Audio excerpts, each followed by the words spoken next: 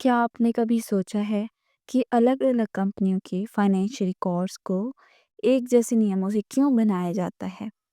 सोचिए, अगर हर कंपनी अपने तरीके से अकाउंटिंग करे, तो क्या इन्वेस्टर्स, गवर्नमेंट को सही जानकारी मिल पाएगी? इसी समस्या को हल करने के लिए बनाए गए हैं accounting conventions and modifying principles. ये बिजनेस को सही दिशा में चलाने और फाइनेंशियल रिकॉर्ड को साफ सुथरा रखने में मदद करते हैं। हेलो एवरीवन, मैं हूं नेहा और आप देख रहे हैं अकाउंट्स लर्निंग मटेरियल, जहां हम अकाउंटिंग को आसान भाषा में समझते हैं। आज की वीडियो में हम सीखेंगे अकाउंटिंग कन्वेंशन क्या होते हैं, मॉडिफाइंग प्रिंसिपल्स क्यों ज़रूरी हैं, इनके फ़ायदे और नुकसान क्या हैं। तो चलिए बिना देर किए शुरू करते हैं। सबसे पहले बात करते हैं अकाउंटिंग कन्वेंशंस की। Accounting conventions are general guidelines that help in preparing financial statements. These are not legally mandatory but are widely followed for consistency and accuracy in accounting records. Accounting convention की अगर हम बात करते हैं तो generally ये कुछ गाइडलाइंस होती हैं जो हमें हेल्प करते हैं फाइनेंशियल स्टेटमेंट बनाने में, जैसे कि हमारा प्रॉफिट लॉस अकाउंट और बैलेंस शीट बनाने में। ये लीगली मैंडेटरी तो नहीं है, मतलब ये ज़रूरी नहीं है कि हमें इन्हें बनाना ही है, पर अगर इनका यूज़ करते हैं तो कंसिस्टेंसी आती है और ज़्यादा एक्यूरेसी होती है हमारे अकाउंटिंग रिकॉर्ड बनाते टाइम। तो ये हमारे पास होते हैं 4 तरह की। पहली आती है कंसिस्टेंसी कन्वेंशन, दूसरी आती है फुल डिस्क्लोज़र कन्वेंशन, तीसरी आती है कंज़र्वेटिज़्म कन्वेंशन, फोर्थ आती है मटेरियलिटी कन्वेंशन। अगर सरल भाषा में हम समझें, जब कोई बिजनेस अपने पैसों का हिसाब रखता है तो उसे कुछ नियमों का पालन करना पड़ता है। ये नियम ही अकाउंटिंग कन्वेंशन कहलाते हैं। ये कानून की तरह अनिवार्य नहीं होते, लेकिन जब कंपनी ने फॉलो करती हैं तो वो अकाउंट्स सही बनाती हैं और वो समझने योग्य होते हैं। इसमें हमारा पहला है कंसिस्टेंसी कन्वेंशन। मीन्स हर साल एक ही प्रकार की लेखांकन विधि का यूज़ किया जाता है ताकि जो फाइनेंशियल स्टेटमेंट है उनका हम कंपैरिजन कर सकें। The same accounting method should be used every year to maintain comparability of financial statement. Means कि हम अकाउंटिंग करने के लिए सेम मेथड का यूज़ करेंगे हर साल। अगर एक कंपनी डेप्रिसिएशन कैलकुलेट करने के लिए स्ट्रेट लाइन मेथड का यूज़ कर रही है, तो वो अगले साल जो है डिमिनिशिंग बैलेंस मेथड का यूज़ नहीं करेगी। वो हर साल स्ट्रेट लाइन मेथड से ही डेप्रिसिएशन कैलकुलेट करेगी। इसमें मैं आपको छोटा सा एग्जांपल देती हूँ राजू का। राजू पहले हर महीने मुनाफा गिनता था, लेकिन अगले साल उसे हर हफ्ते हिसाब रखना उसने शुरू कर दिया। इससे उसके पुराने और नए रिकॉर्ड का कंपैरिजन करना मुश्किल हो गया, क्योंकि पहले वो हर महीने बना रहा था, अगले साल से वो हर हफ्ते बना रहा था। तो फिर उसने यहाँ से सीखा कि उसे एक ही तरीका अपनाना चाहिए रिकॉर्ड मेंटेन करने के लिए, ताकि वो इजीली कंपैरिजन कर सके। इसमें सेकंड आता है हमारा फुल डिस्क्लोजर कन्वेंशन, मतलब कि पूरी तरह से चीज़ें हमें बतानी है, कुछ भी छुपाना नहीं है। फाइनेंशियल स्टेटमेंट बनाने के लिए जो भी इम्पोर्टेंट इंफॉर्मेशन है वो हमें बता देनी चाहिए, जिससे जो इन्वेस्टर्स हैं वो सही डिसीजन ले सकें। Financial statement should disclose all essential information to help user make informed decision. For example, अगर किसी कंपनी ने बैंक से 2 लाख का लोन लिया है तो उसे बैलेंस शीट में उसे डिस्क्लोज करना चाहिए, ताकि उस बैलेंस शीट को देखकर और इन्वेस्टर्स डिसीजन ले सकें। नेक्स्ट है हमारा कंजर्वेटिज्म कन्वेंशन। कंजर्व रखे मतलब संरक्षित रखने की जो हमारी कन्वेंशन है, इसमें क्या होता है कि जो संभावित लॉस है उसे पहले ही से ही दर्ज कर लेना चाहिए, जबकि जो हमारे एक्सपेक्टेड प्रॉफिट हैं, जो हमें अभी तक हमें प्राप्त नहीं है पर अनिश्चित हैं, वो हो भी सकते हैं, नहीं भी हो सकते हैं, उनका लिखना इतना ज़रूरी नहीं होता है। Expected losses should be recorded immediately but expected profit should be recorded only when realised. अब ऐसा क्यों है? क्योंकि जो हमारे एक्सपेक्टेड लॉसेस हैं, अगर हम उनके लिए पहले से ही प्रोविज़न बना के चलेंगे कि हम यहाँ से अगर ये लॉस होगा तो हम वहाँ से अमाउंट इसमें डाल सकते हैं। तो तब करके हम लॉसेस जो एक्सपेक्टेड हैं उनको पहले से ही लिख लेते हैं। फॉर एग्ज़ाम्पल, अगर बिज़नेस को लगता है कि कुछ ग्राहक उधार नहीं चुकाएँगे तो उसे बैड डेट के रूप में तुरंत दर्ज कर लेना चाहिए। नेक्स्ट है मटेरियलिटी कन्वेंशन। मीन्स सिर्फ उन्हीं फाइनेंशियल ट्रांजैक्शन को लिखना चाहिए जो इम्पोर्टेंट हो। छोटे लेन देनों को नज़रअंदाज किया जाता है। Only significant financial transaction should be recorded in detail. Minor transaction can be ignored.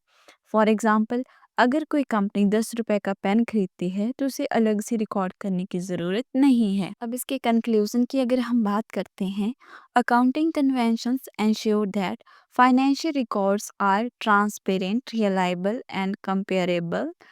They help businesses, investors, and stakeholders make better financial decisions.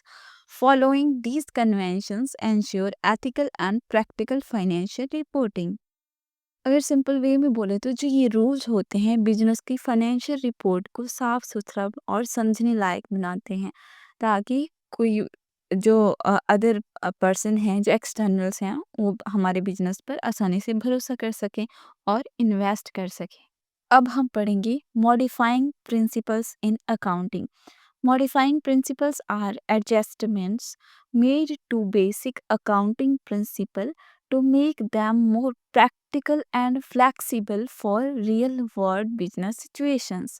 These principles help businesses apply accounting concept in a way that is more relevant and useful.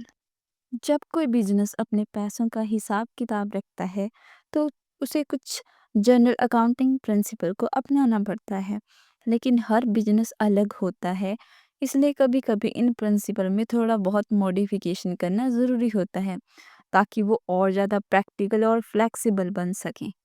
अब बात करते हैं types की, types of modifying principles. पहला है इसमें cost benefit principal. कोई भी अकाउंटिंग मेथड तभी अपनाया जाता है जब उसका प्रॉफिट उसकी कॉस्ट से ज़्यादा हो। Accounting method should be used only if their benefits outweigh their cost. For example, एक छोटी दुकान के मालिक को हर छोटी चीज़ 5 रुपए की पेंसिल या 10 रुपए की रबड़ का अलग अलग से हिसाब रखने की ज़रूरत नहीं है, क्योंकि इससे ज़्यादा समय और पैसा खर्च होगा। नेक्स्ट है मटेरियलिटी प्रिंसिपल।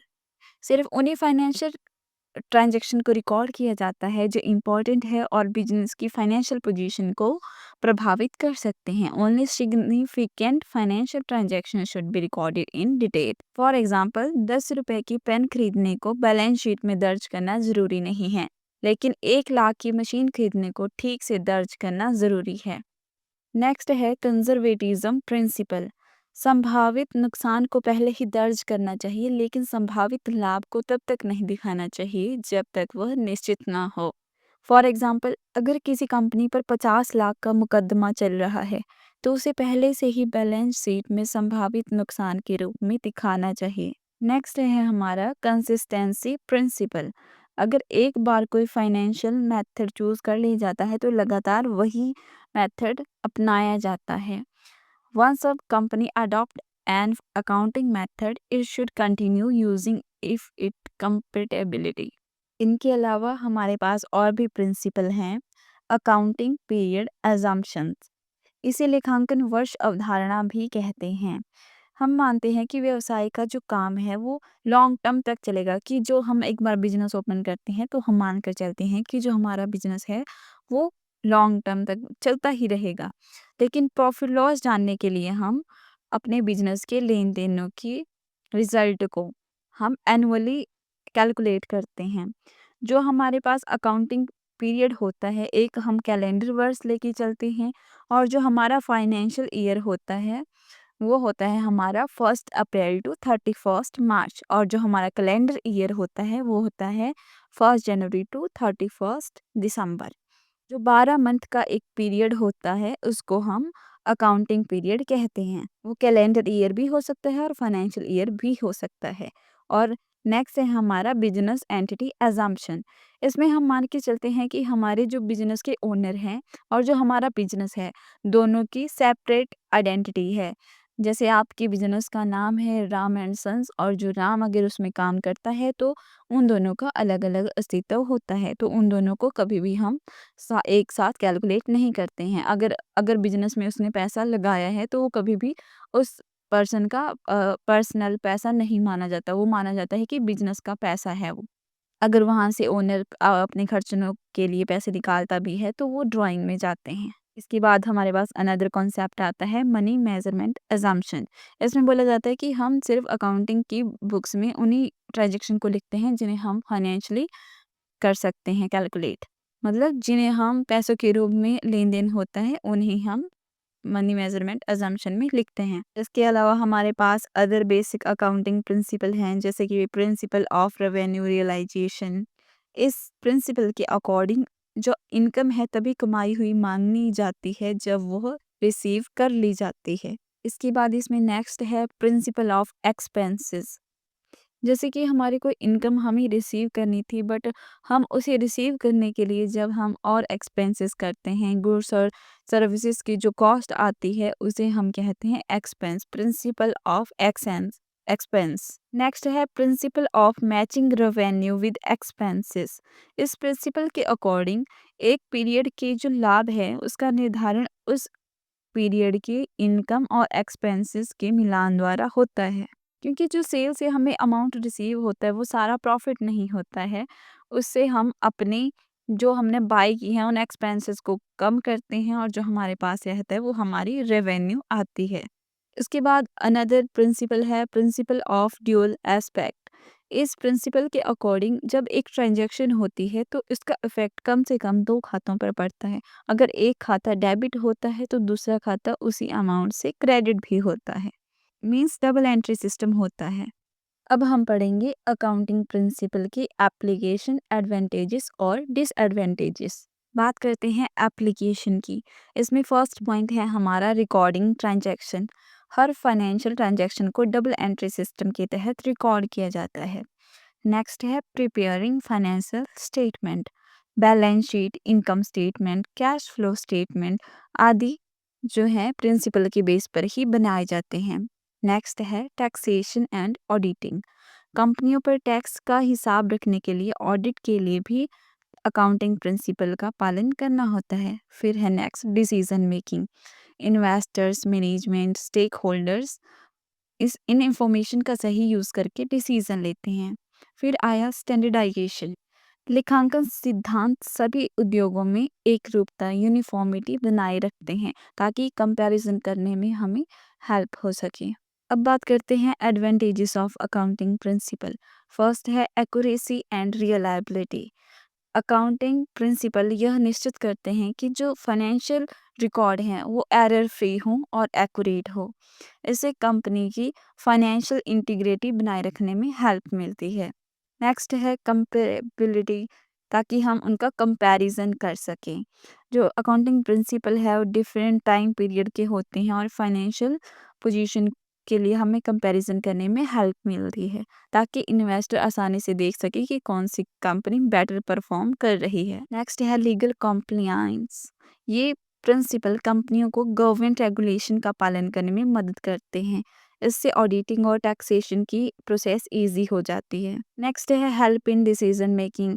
वही बात कि वो जो हमारे इन्वेस्टर्स होते हैं, स्टेक होल्डर्स होते हैं, उनको हेल्प करता है डिसीजन मेकिंग करने में। अब आई हमारी डिसएडवांटेजेस। पहला आया रिजिड रूल्स। इसमें बोला है कि रिजिड रूल्स होते हैं, कंपनियों की कई बार ज़रूरत होती है चेंजेस की पर वो चेंज नहीं कर सकते हैं। नेक्स्ट है डज नॉट कंसीडर इन्फ्लेशन।